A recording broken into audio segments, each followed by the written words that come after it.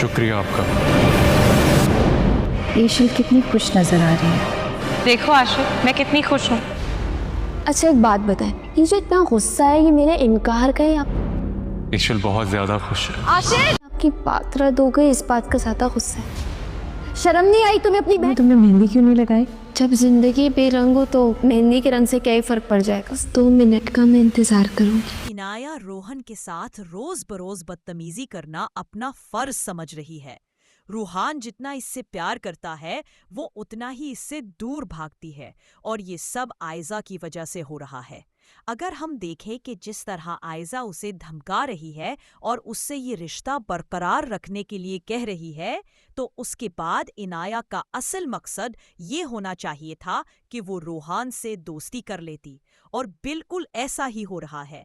दूसरी तरफ आयजा और आशर ने इस गे कारोबार में बहुत ज्यादा पैसा लगाकर उसका साथ दिया है और ऐसा लगता है कि इस तरह आयशा का हाथ है।